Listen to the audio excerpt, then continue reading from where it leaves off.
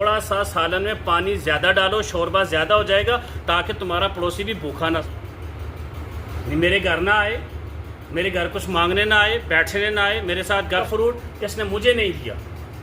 آپ کے بچے ہوئے مال کی شکایت کر رہا ہے۔ رضی اللہ تعالی عنہما مرفوعاً، حضرت ابن عمر رضی اللہ عنہ سے مرفوعاً روایت ہے، نبی کریم صلی اللہ علیہ وسلم نے فرمایا کم من جار متعلق بجارہ، کتنے ہی ایسے پڑوسی ہیں جو لٹکے ہوئے ہیں اپنے پڑوسی کے ساتھ،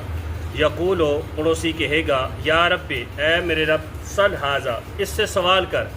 لما اغلق عنی بابہ، اس نے مجھ سے اپنا دروازہ کیوں بند کیا، ومنعنی فضلہ، اور اپنے بچے ہوئے مال سے مجھے کیوں روک کے رکھا۔ سلسلہ احادیث صحیحہ کی 2646 نمبر حدیث ہے پڑوسیوں کے حقوق کے بارے میں۔ پڑوسی جس کی آپ کے ساتھ دیوار جڑی آپ کے گھر کے ساتھ، آپ کا پڑوسی ہے، اور پڑوسی کی اتنی زیادہ اہمیت کہ کل قیامت کے دن اسی پڑوسی کی وجہ سے آپ کا گریبان بھی پکڑا جائے گا، بلکہ پڑوسی اللہ تعالیٰ کے سامنے شکایت کرے گا۔ ہر پڑوسی دوسرے پڑوسی کی شکایت کرے گا جس پڑوسی نے بھی اپنے پڑوسی کو تکلیف دی ہے۔ آپ تکلیف دیکھیں کہ کیا ہے کہ لما اغلق عنی بابہ، اس نے اپنا دروازہ میرے سے کیوں بند کیا، میرے گھر نہ آئے، میرے گھر کچھ مانگنے نہ آئے، بیٹھنے نہ آئے، میرے ساتھ گپ شپ نہ کرے، دروازہ کیوں بند کیا اس نے، اور پتہ تھا یہ باہر کھڑا ہے، جان بوجھ کے اندر سے دروازہ نہیں کھول رہا۔ اور دوسرا کہ اس نے ومنعنی عن فضلہ، اس نے جو اپنا اس کا مال بچا ہوا تھا اس بچے ہوئے مال سے مجھے کیوں منع کیا۔ ہمارے جس طرح گھروں کے اندر مال بچ جاتا ہے، اضافی مال ہو جاتا ہے، ہم وہ بھی اپنے پڑوسیوں کو نہیں دیتے۔ دیکھیے یہاں پہ شکایت کس بات کی ہو رہی ہے، آپ کی جو کمائی ہے، آپ کا جو کھانا پینا ہے، بچوں کے کھانے پینے کا نہیں ہو رہا، آپ کے بچوں کے کھانے پینے کی چیز سے چیز اضافی بچی ہے، پڑوسی اس کی شکایت کر رہا ہے اس نے مال اضافی لایا تھا، بچ گیا تھا اس کا کھانا، بچ گیا تھا اس کا مال، بچ گیا تھا اس کا فروٹ، اس نے مجھے نہیں دیا۔ آپ کے بچے ہوئے مال کی شکایت کر رہا ہے، آپ کے مال کی نہیں، حقیقی جو مال آپ نے بچوں کے اوپر خرچ کرنا ہے اس کی نہیں۔ ہمارے ہاں کیا ہوتا ہے کہ ہم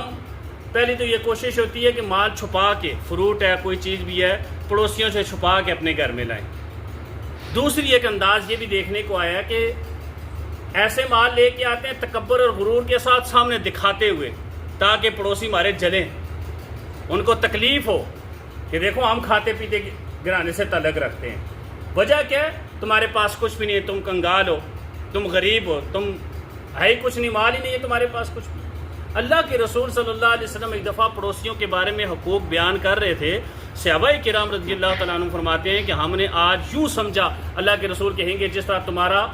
ایک بھائی دوسرے بھائی کے ساتھ وراثت میں شریک ہے، اسی طرح تمہارا پڑوسی بھی وراثت میں شریک ہے۔ اللہ کے رسول نے پڑوسیوں کے حقوق کے بارے میں یہ فرمایا، لوگوں جب تم اپنے گھر میں سالن تیار کرو تو تھوڑا سا سالن میں پانی زیادہ ڈالو، شوربہ زیادہ ہو جائے گا تاکہ تمہارا پڑوسی بھی بھوکا نہ سوئے۔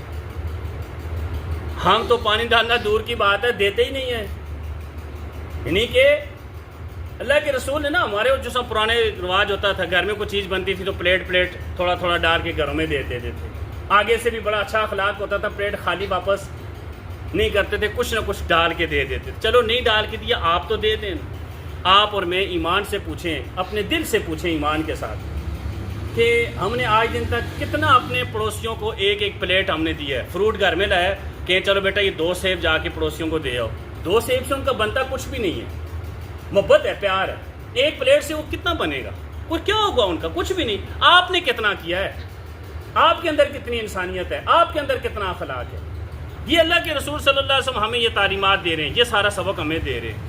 اور اللہ کے رسول نے فرمایا من کان یؤمن باللہ والیوم الآخر، تم میں سے جو شخص بھی اللہ اور اللہ کی اور آخرت کے دن کے اوپر ایمان رکھتا ہے، اسے چاہیے کہ وہ اپنے پڑوسی کی عزت کرے، تکریم کرے، اس کے حقوق کو پورا کرے۔ اللہ سے دعا ہے اللہ تعالی ہمیں اپنے پڑوسیوں کے حقوق پورا کرنے کی توفیق عطا فرمائے۔ وآخر دعوانا ان الحمد للہ رب العالمین۔